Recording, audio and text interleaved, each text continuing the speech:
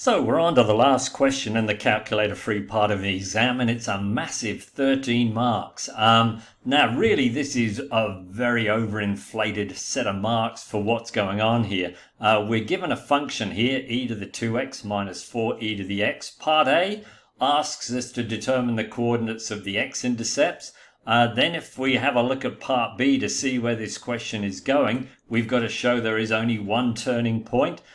Then we've got a part C, determine the point of inflection, and then over the page in part D we've got to sketch the function on the axis below for the final four. So this is basically a curve sketch, and we're going to be earning nearly 10% of the marks on the exam off this question. 13 marks for a curve sketch. So because it's been so structured, that's why we're getting so many marks. I'm guessing the students will love this one and do pretty well on it.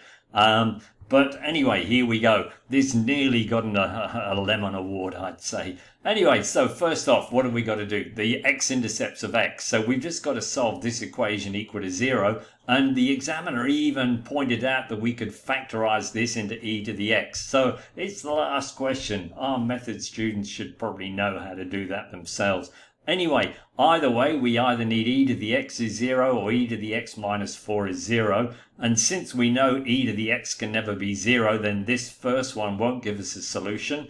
And therefore, there is only one x-intercept, and that's when e to the x is 4, so x is equal to log 4. And then they've asked for the coordinates, so I guess the third mark is for us to say that it's at the point log 4, the x-coordinate, and the y-coordinate 0.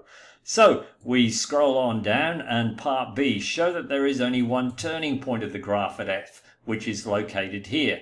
So first job to do is get the derivative, so that's not going to struggle, much of a struggle for anybody there. And again, we've got to solve this equal to 0. So this time we can factor out 2e to the x. And again, there's only going to be one stationary point because e to the x can't be 0. So e to the x must equal 2. X is equal to log 2, in other words. So hence there's just one stationary point.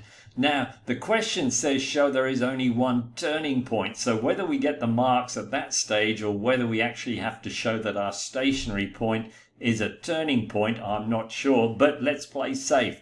So to show that the stationary point is actually a turning point, we need to go and differentiate it again, which is pretty straightforward.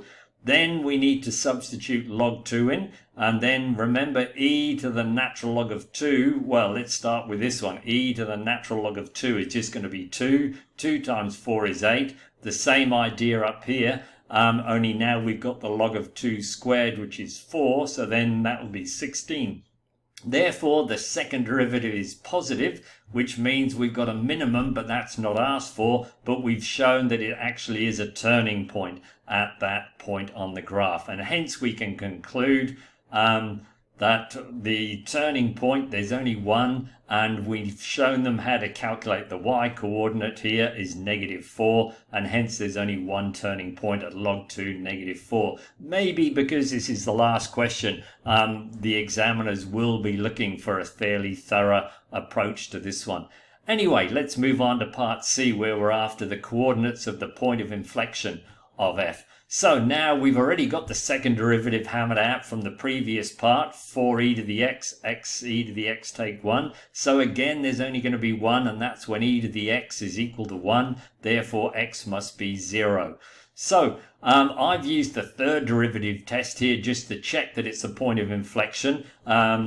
When we do the third derivative, just because it's very easy to differentiate this all over again, we get this, and when we substitute in 0, we get a non-zero value of 4. And the third derivative test says that if the second derivative is 0 and the third derivative is non-zero, then we've got a point of inflection. And hence we can justify there's a point of inflection at 0, -3, since the second derivative is 0 there, and the third derivative is non-zero.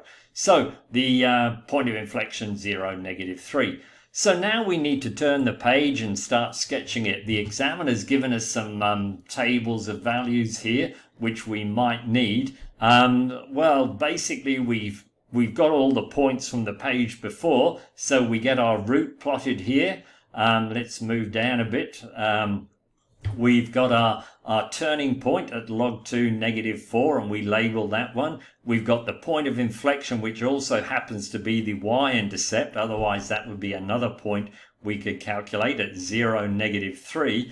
And then we might want to calculate maybe a point in around here. Now, we know behavior-wise, this function is going to head to 0 as x gets very large and negative. So we know that the x-axis will be asymptotic here. Whereas when x exceeds the root, we're getting some very large numbers very quickly here.